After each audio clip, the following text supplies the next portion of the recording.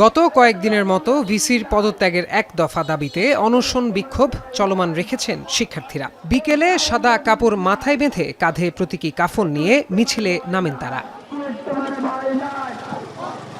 বৃহস্পতিবার সকাল 10টা নাগাদ বিশ্ববিদ্যালয় ক্যাম্পাসে আসেন শিক্ষা উপদেষ্টা CR আবরার। বেশ কিছুক্ষণ কথা বলেন অনশনরত শিক্ষার্থীদের সাথে। দ্রুত সমস্যার সমাধান হবে শিক্ষার্থীদের এমন আশ্বাস দেন উপদেষ্টা। আইনের প্রতি আস্থা রেখে শিক্ষার্থীদের অনশন থেকে সরে দাঁড়ানোর আহ্বান জানান তিনি। তারা একটা আমাদেরকে দেবেন, সাজেশন দেবেন, রেকমেন্ডেশন দেবেন এবং সেই হিসেবে আমাদের পরবর্তী যে কর্মপন্থা সেটা আমরা নির্ধারণ করব।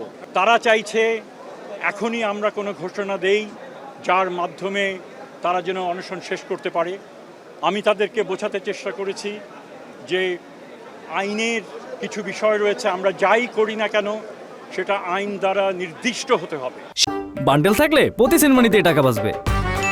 বিকাশ সেনমানি বান্ডেল কিনে জিতুন প্রতি লেনদেনে। শিক্ষা উপদেষ্টা কুয়েট ছাড়ার পরেই দুপুরে বিশ্ববিদ্যালয়ে শুরু হয় জরুরি সিন্ডিকেট সভা। 102তম সিন্ডিকেট সভায় 37 শিক্ষার্থীর বহিষ্কার আদেশ প্রত্যাহার করার সিদ্ধান্ত হয়। একই সঙ্গে বুধবার থেকেই হল খুলে দেওয়ার সিদ্ধান্ত নেওয়া হয়েছে সিন্ডিকেট সভায়। তবে এই ভিসির নেতৃত্বাধীন সকল সভা প্রত্যাখ্যান করেছেন শিক্ষার্থীরা। শিক্ষকরা সবসময় সহযোগিতা করেছি, চেষ্টা করেছি। যেহেতু এখন সরকার এখানে হস্তক্ষেপ করেছে, ভাইস চ্যান্সেলর মহোদয়ের যদি কোনো দোষ থাকে, ওনারা কোনো ত্রুটি খুঁজে পান, ওনারা সেই অনুযায়ী ব্যবস্থা নেবেন। শিক্ষককে অপমান করা, অপদস্থ করা, ভিসির গায়ে থুতু মারা, কাউকে ধাক্কা দিয়ে ফেলে দেওয়া, এগুলো না করে যদি তারা আমাদের সাথে আলোচনা করতো যে স্যার এই বিশ্ববিদ্যালয়ে রাজনীতিমুক্ত রাখতে চাই, উন্নত করতে চাই, আপনারা আমাদেরকে সহযোগিতা করুন, আমরা উজাট করে দিতাম।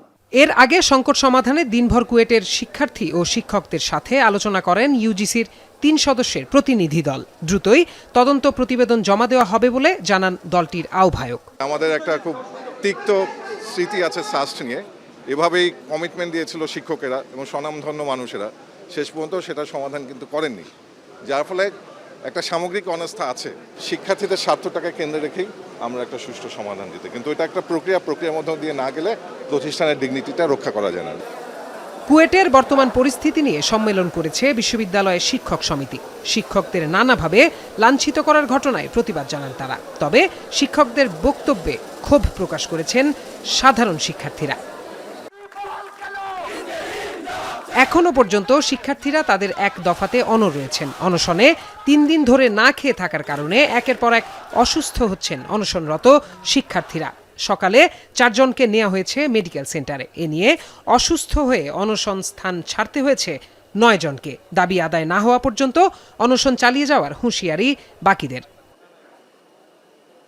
গত 18 ফেব্রুয়ারি কুয়েট শিক্ষার্থীদের উপর হামলার পর থেকে নানা দাবিতে আন্দোলনে নামেন শিক্ষার্থীরা। পরবর্তীতে গত 13 এপ্রিল ক্যাম্পাসে ঢুকে হল খুলে দেওয়ার জন্য দাবি করলেও কর্তৃপক্ষ সাড়া দেয়নি। তারপর থেকে শিক্ষার্থীদের দেওয়া 6 দফা দাবি পরিণত হয় ভিসি বিরোধী আন্দোলনে।